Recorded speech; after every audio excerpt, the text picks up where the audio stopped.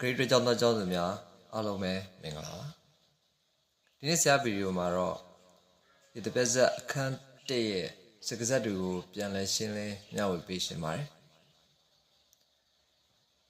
ဒီတစ်ပတ်ဆက်အခန်း1မှာဆိုရင်ဇာညွှန်စကားဖြစ်တဲ့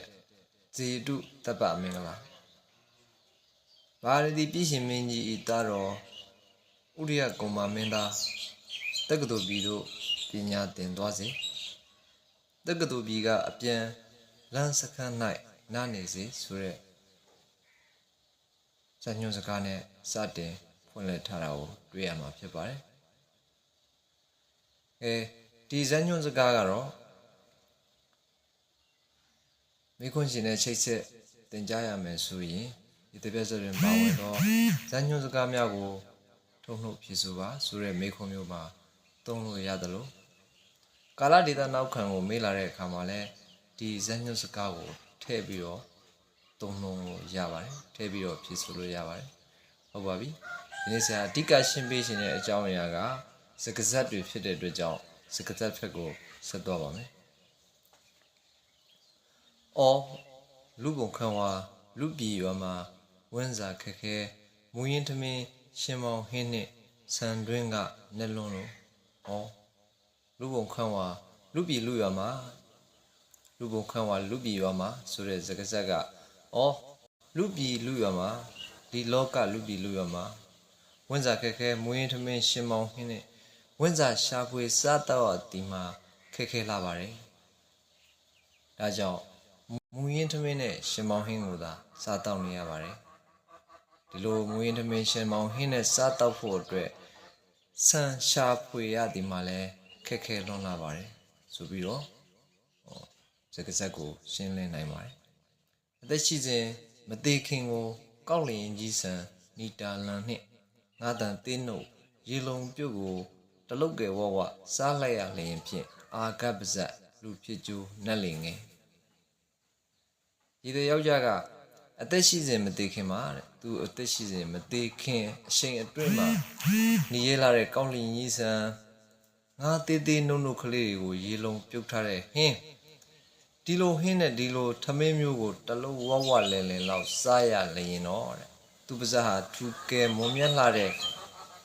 ပါဇက်တစ်ခုလို့သူတတ်မှတ်ပြီးတော့ဘဝမှာလူဖြစ်ရကြတော့နတ်ပါလိမ့်မယ်ဆိုပြီးတော့ဒီတယောက်ျားကပြောထားခြင်းဖြစ်ပါတယ်ဆက်ပြီးတော့မယမနာရေကိုရောင်းလို့ဝင်းကြောင်းမှာညာကပဲစားရသည့်နေ့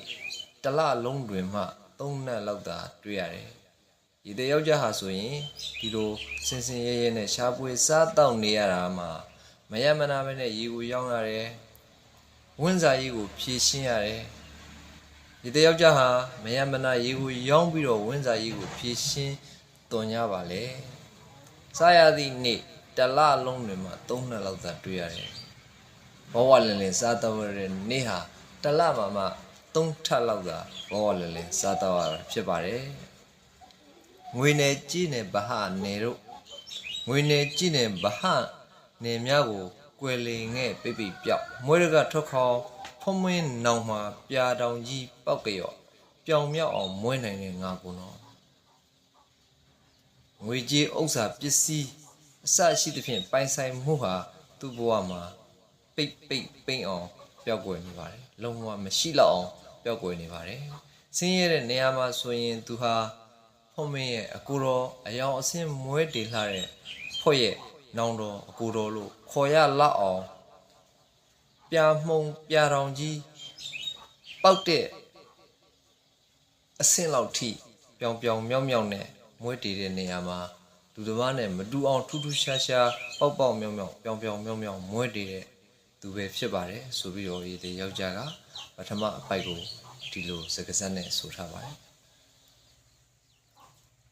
ကဲဒုတိယအပိုက်အနေနဲ့ဟဲသူ့တော်လဲယောက်ျားကန်ရှိသွားခံထားရဟဲ့မနှုံနဲ့ပါဘူးဒီယောက်ျားကသူ့ကိုယ်သူဆင်းရဲကြောင်းပင်ပန်းကြောင်းကိုညှဉ်းညူပြောဆိုရမှတဆင့်အားအသက်တွေမွေးဖွားလာပြီးတော့မခံချင်းစိတ်နဲ့ကြိုးစားမယ်ဟဲ့ဆိုပြီးတော့ငါဟာယောက်ျားဖြစ်တယ်ကြုံဝါပြီးတော့အာတင်ပြောဆိုတဲ့အပိုက်ဖြစ်ပါတယ်ဟဲ့သို့တော်လဲယောက်ျားဟဲ တို့ပင်မဲ့ငါဟာယောက်ျားဖြစ်ပါတယ်ကန်ရှိသွားကန်ထားရဟဲ့ကန်တရားဆိုတာရှိသေးပါတယ်ငါဟာနုံနဲ့နုံချတဲ့သူမဟုတ်ပါဘူးတဲ့အလက်တင့်၍အရှိပိုင်းကျွကန်းခုလဝင်ပွဲကြောအောင်နိုင်ပါသေးတယ်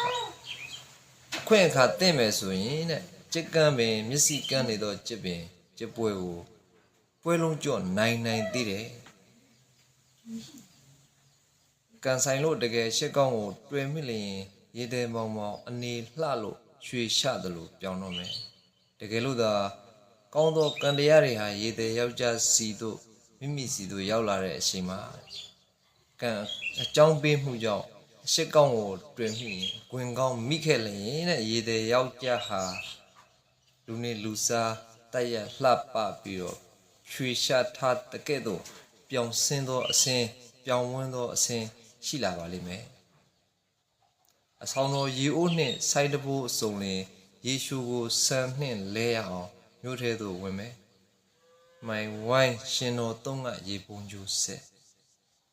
ဒီလိုပြောင်ပြောင်မြောက်မြောက်ဖြစ်လာမှာဖြစ်တဲ့အတွက်ကြောင့်တဲ့သူဟာမိမိရဲ့အဆောင်ရေအိုးစိုက်တဘိုးအစုံလင်ကိုထမ်းပြီးတော့မြို့ထဲကိုဝင်มาတော့မယ်တဲ့မြို့ထဲကိုဝင်ဖို့အတွက်မှန်ဝိုင်းရှင်တော်သုံးကရေပုံကျူဆက်မစီရွှေရှဆိုင်းဝိုင်းရှင်တော်ဝင်နှန်းသုံးဆိုင်းဆရာကြီးကပြေးသေးကိုရေပုံညိုဆက်တဲ့အနေနဲ့ရှော့ပို့လိုက်စမ်းပါဆိုပြီးတော့စကားစက်မှာပြောထားတာဖြစ်ပါတယ်ဒီအခန့်တရဲ့စကားစက်မှာအပိုင်း၃ပိုင်းပါနေတာကိုတွေ့ရတယ်ပထမအပိုင်းမှာကဒီတယောက်ျားဟာစီးရဲပင်မကြောင့်အော်လူပုံခန်းဝါကနေပြီးတော့ပြောင်မြောက်အောင်မွဲနိုင်တဲ့ငါကိုနှောအထိဒီအပိုက်ဟာဒီတယောက်ျား